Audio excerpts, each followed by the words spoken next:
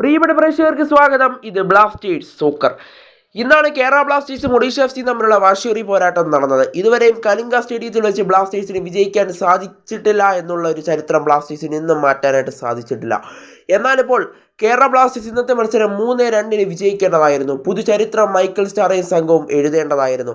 എന്നാൽ എല്ലാത്തിനും തടയിട്ടത് ഇന്നത്തെ മത്സരം നിയന്ത്രിച്ച മുഖ്യ റഫറി തന്നെയാണ്. കാരണം ബ്ലാസ്റ്റേഴ്സിന് ഇന്ന് കിട്ടേണ്ട ഷുവർ പെനാൽറ്റി ഇന്നത്തെ മത്സരത്തിൽ റഫറി നൽകിയിരുന്നില്ല. മത്സരം തീരാൻ നിമിഷങ്ങൾ മാത്രം ബാക്കി നിൽക്കുകയാണ് ഒഡീഷയുടെ ഡിഫൻഡർ അവരുടെ പെനാൽറ്റി ബോക്സിൽ വെച്ച് നോവ സദോയിയെ വീഴ്ത്തിയത്. എന്നാൽ നോവ സദോയിക്ക് ഒരു പെനാൽറ്റി നൽകാൻ, ബ്ലാസ്റ്റേഴ്സിന് ഒരു പെനാൽറ്റി നൽകാൻ റഫറി തയ്യാറായിരുന്നില്ല. നമുക്കതിൻ്റെ വിഷ്വൽസ് എടുത്ത് പരിശോധിച്ചാൽ 100% അത് പെനാൽറ്റി തന്നെയാണ്, പെനാൽറ്റിയാണത്.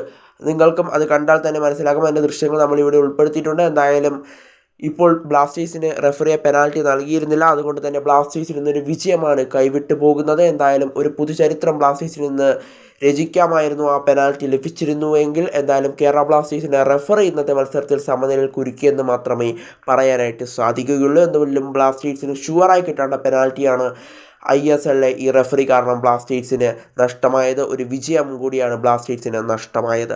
എന്തായാലും ISL റഫറിമാർ ചെയ്യുന്ന കാര്യങ്ങൾ കാരണം കൂടുതൽ മത്സരങ്ങളിൽ ബ്ലാസ്റ്റേഴ്സിനും അതുപോലെ തന്നെ ബാക്കിയുള്ള ISL ക്ലബ്ബുകൾക്കുമൊക്കെ ധാരാളമായ പോയിന്റുകൾ നഷ്ടമാകുന്നൊരു കാഴ്ച നമ്മൾ ഇന്നും ഇന്നലെയല്ല അതിനു മുമ്പ് തന്നെ കാണാൻ തുടങ്ങിയതാണ്.